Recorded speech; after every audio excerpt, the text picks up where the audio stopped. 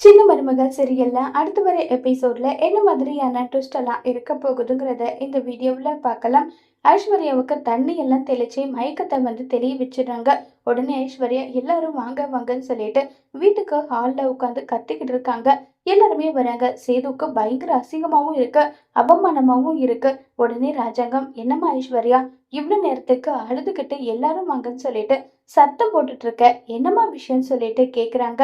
மாமா, நீங்க தான் இதுக்கான நியாயத்தை நீங்க தரணும். சேது மாமாவும் நானும் சந்தோஷமா இப்ப வரைக்கும் எங்களுடைய லைஃபை நாங்க தொடங்கவே இல்லை. எங்களுக்கு இடைஞ்சலா இருக்கிறது எல்லாமே குழந்தை தான். அவரு குழந்தை மேல அன்பா பாசமா இருக்கிறது பிரச்சனை கிடையாது. குழந்தை மேல மட்டுமே அன்பா பாசமா இருக்காரு. அதுதான் இங்க பிரச்சனைன்னு சொல்லி வருத்தப்பட்டும் ஃபீல் பண்ணியும் பேசிட்டு இருக்காங்க.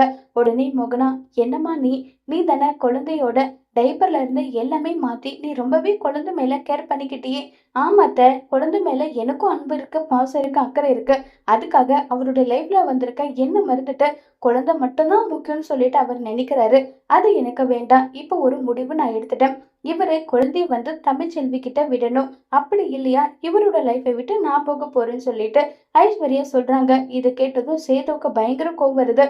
இங்க பாருங்கப்பா, உங்களுடைய பேச்சுக்கு கட்டுப்பட்டு மட்டும்தான் நான் இவனுடைய கழுத்துல தாலி கட்டுனேன். அவ்வளவுதான்ப்பா. என்னால அவ்வளவு சீக்கிரம் மறந்துட்டு இவ கூட சேர்ந்து சந்தோஷமா வாழ முடியாது. என்னுடைய லைஃப்ல ஏகப்பட்ட பிரச்சனை போயிருக்கு. அது எல்லாமே இவளுக்கும் தெரியும். தெரிஞ்சுக்கிட்டே இப்படி பண்ணா என்ன பார்த்துன்னு சொல்லிட்டு சேது கோபப்படுறாங்க. உடனே மோகனா இங்க பாருமா ஐஸ்வர்யா, சேது சொல்றதையும் புரிஞ்சுக்கோன்னு சொல்லிட்டு இருக்காங்க. இது என் புருஷன் பொண்டாட்டிக்குள்ள இருக்கிற விஷயம். இதுல மூணாவது மனுஷன் நீங்க எல்லாம் தலையிடாதீங்கன்னு சொல்லிட்டு ஐஸ்வர்யா ஓவரா பேசிட்டு இருக்காங்க. உடனே ஐஸ்வர்யா கிட்ட ஈஸ்வரி, ஐஸ்வர்யா எதுவா இருந்தாலும் பொறுமையா பேச. இங்க பாருங்க ஆண்டி, இதுக்கு மேல பொறுமையெல்லாம் கிடையாது. இது ரெண்டுல ஒண்ணு நடந்தாகணும். சேது மாமாவோட லைஃப்ல நான் இருக்கணும், இல்லைன்னா அவங்க குழந்தை இருக்கணும், அவ்வளவுதான். அவரு வேண்டான்னு முடிவு பண்ண கூட அதை பத்தி எனக்கு கவலை கிடையாது. நான் அந்தமானுக்கு கிளம்பி போயிட்டே இருப்பேன். எதுவா இருந்தாலும் அவர் முடிவு எடுக்கட்டும், நீங்களும் பேசாதீங்கன்னு சொல்லிட்டு, சேது மாமா நீங்க சொல்லுங்க, இப்ப நான் வேணுமா உங்களுக்கு, இல்ல உங்க குழந்தை வேணுமான்னு சொல்லிட்டு கேக்குறாங்க. இதை கேட்டதும் சேதுவுக்கு கண்ட்ரோல் பண்ண முடியாத அளவுக்கு கோவம் வருது.